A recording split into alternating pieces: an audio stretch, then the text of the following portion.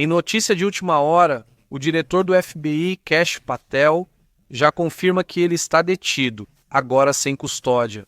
O atirador de Charlie Kirk já está detido e, evidentemente, teremos que ficar atentos a essa situação. De acordo com o que diz o tweet de Kash Patel, o diretor do FBI diz o seguinte: o sujeito do terrível tiroteio de hoje, que tirou a vida de Charlie Kirk, está sob custódia. Obrigado às autoridades locais e estaduais de Utah por sua colaboração com o FBI. Forneceremos atualizações assim que possível. Bom, por enquanto não divulgaram o nome nem foto, mas chama a atenção que ele estaria então detido, né? Vamos ver o que acontece, né? Vamos ver o que acontece, mas sim, já é oficial, né? Agora sim, a pessoa suspeita já está detida, né? Então, vamos lá. Vamos ficar atentos, ver se mencionam quem é essa pessoa, né? Isso vai ser super importante, vamos ver. Esta é a imagem do número de empregos, me parece, diz. Os números de emprego do mês passado foram tão ruins que Trump demitiu o diretor do Escritório de Estatísticas do Trabalho. Neste mês, o relatório também foi horrível. A economia. Bem, quer dizer, eles jogam os números, são os números, né? Aquela de 2 semanas não foi na semana passada, pelo que eu lembro, onde demitem a doutora que é a responsável, né? É uma doutora especializada em temas estatísticos, não médica não, mas sim uma doutora bom, com muita experiência. Ela tinha trabalhado com republicanos e democratas a vida toda. Trump a demitiu porque não gostou da questão dos empregos. Vamos ver o que ela diz.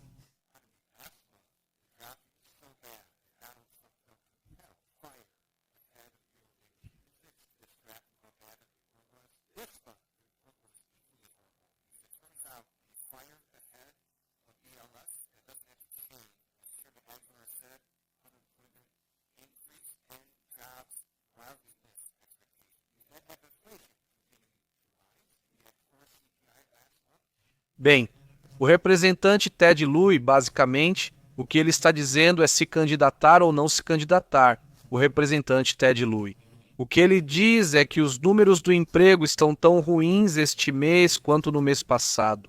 E, pois é, ou seja, no final das contas a matemática, por mais que você troque uma pessoa por outra e outra, não pode te dar números falsos. Seria algo ilegal pelo qual eles poderiam até ser presos? Então não importa quem você coloque, você tem que reconhecer. Ele está aí, né? Que os números estão errados e fazer o quê, né? Bom, é assim que está, essa é a situação. Além da inflação, outro assunto que também não está agradando. E se queriam baixar as taxas de juros, agora é impossível. Quando a inflação começa a aparecer, não dá para baixar a taxa de juros. Coisa que vai deixar esse Trump, o presidente dos Estados Unidos, muito irritado. Então, é isso aí, né? Enquanto isso está acontecendo, eles estão reportando lá no Nepal, eles estão propondo que um ex-rapper, que já não é mais rapper, mas que em algum momento foi rapper, que é esse senhor, depois vou pesquisar a biografia dele para saber o que mais fez. Estão propondo esse senhor para presidente do Nepal. Vamos ver no que dá, né? Este aqui, mas claramente eles querem algo diferente. Pelo menos não o mesmo de sempre. Que impressionante realmente é, pois são das últimas imagens desse garoto, desse rapaz, que impressionante. Ninguém pensaria que, minutos depois, ele morreria de forma tão violenta. Impressionante, não? Definitivamente, um assunto que será um dos mais importantes dessa semana, principalmente porque é um tema muito polêmico e que já existe uma polarização enorme nos extremos, principalmente lá nos Estados Unidos. Essa polarização pode, evidentemente, aumentar ainda mais. Vamos para outros assuntos importantes. Esse potencial está sendo atualizado? O ciclone, potencial furacão sobre o México, na costa do Pacífico, já está com 90% de probabilidade de se formar. É uma perturbação que acompanhamos. A perturbação tem 90% de chance de virar furacão, então isso é muito provável. Vamos precisar ficar atentos nos próximos dias, pois pode surgir uma nova perturbação. Isso no Atlântico, ainda muito longe, com poucas chances, apenas 20% de probabilidade de se tornar um furacão. Mas é a única perturbação que existe do lado do Atlântico. Então vamos acompanhar bem também essa probabilidade, né? Porque mesmo sem furacões e sem nada disso, ainda assim tem acontecido problemas, inundações e tantas outras coisas desse lado do mundo, né? Bom, também tinha uma pendência com vocês. Vamos também para outros assuntos.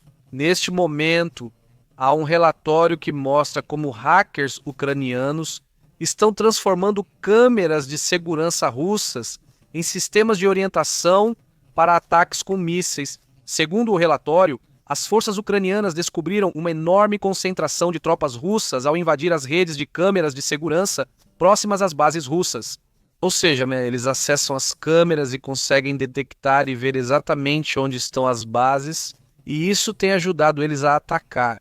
No último avanço russo em Dobropilha, esse avanço terminou em desastre para os russos, porque os ucranianos estavam vendo exatamente por onde eles iam, onde estavam se formando, e os ucranianos atacavam, o que fez com que os russos recuassem. Agora o Kremlin está tentando novamente fazer outro movimento. Isso pode ser visto neste mapa se colocarmos em tela cheia. Aí está, vejam só, vou tentar deixar menor. Aí está, aí. Vê-se o movimento inicial que está sendo tentado com essa linha vermelha de avanço russo, e os ucranianos estão observando todo esse movimento. Quando já estão avançados, a Ucrânia chega por trás e começa a atacar as posições russas, evidentemente, deixando-os em um desastre. Vejam agora este outro mapa. É uma situação parecida que também está sendo tentada. Agora eles querem entrar por outro lado e a Ucrânia, então, volta a observá-los por meio de drones, por meio de câmeras hackeadas.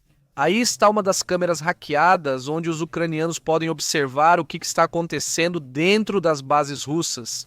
Isso fornece informações às forças ucranianas. Informações visuais em tempo real sobre as rotas, o tempo e os horários de concentração dos comboios russos, sem precisar depender da vigilância por satélites ou drones. No final, é uma guerra de conhecimento também, não é? De agilidade para ver quem é o primeiro a hackear o outro. E bem, de repente hackeiam de um lado, de repente hackeiam do outro. Agora, né, até apareceram os ucranianos, mas evidentemente eles estão constantemente nesse tipo de disputa, não de movimento. Bom, vamos aos comentários por estado. Saudações, muito boa noite, disse Press. Em Querétaro, há mais de 100 EI, como estão as coisas? Já está tranquilo em Querétaro. Quanto às chuvas e todo esse assunto, está tudo bem, né? Mas tem estado meio intenso, não é? A questão de como isso afetou, como gerou problemas, a questão das chuvas, isso. Eu estava vendo o que o governador Cury tem falado a respeito. Eu o vejo um pouco desanimado, por assim dizer.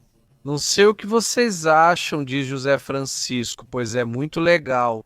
É sobre isso que vamos conversar por aí.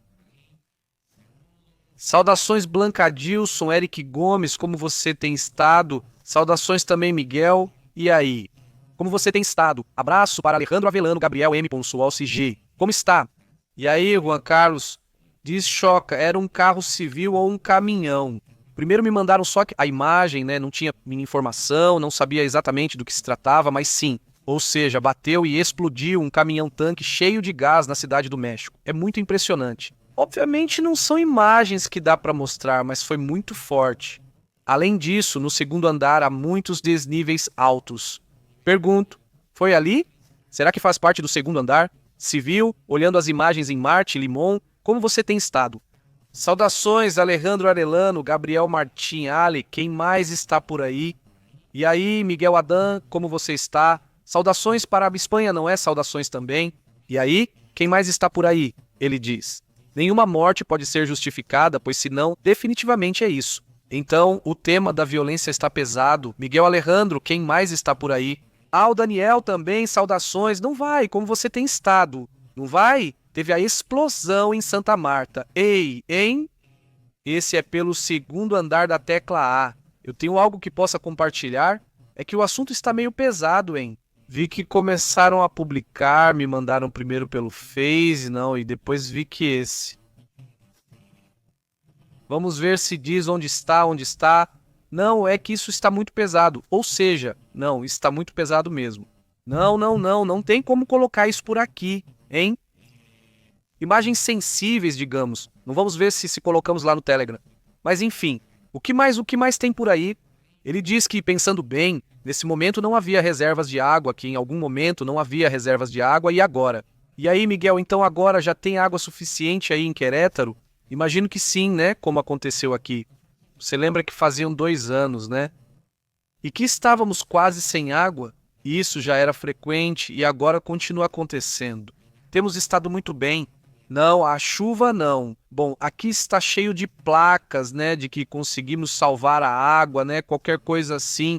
Ou digo, se foi uma parte, se teve trabalho também de fazer mais represas e coisas assim, ou fazer mais, digamos, adaptações e todo esse tema. Mas no final foi a chuva que salvou a situação, né? E como tem estado o Ramon? Saudações para Los Angeles. A comunidade da Califórnia aqui é uma das maiores que temos. De lá do norte da Califórnia até o sul, até San Diego. Obrigado. A chuva sempre me traz alívio e bênção, independentemente do que aconteça. Pois é. A verdade é que, de repente, se houver má administração, falta de prevenção, acontecimentos repentinos causam grandes problemas e tragédias, né? Mas a água é algo que se agradece, embora também possa causar problemas de repente. Eu sinto que nós mesmos provocamos esses problemas, pelo menos na maioria das vezes, né? Tiveram que liberar água das represas e suspenderam o fornecimento de água por segurança das bombas. Imagina só. Pois é, agora eles têm água até demais, né? Definitivamente. Muito bom. Que legal por esse lado. E bom, a temporada de chuvas está só começando. Então, bom, o ataque de Utah parece um recado para Trump. Diz, Nova, como você está? Nova? Que bom te ver. E aí, Caparás, como está, Alex Flores? O que aconteceu com esse rapaz é realmente impressionante. Bom, pessoal, vamos. Daqui a pouco volto com mais informações. Estou aqui.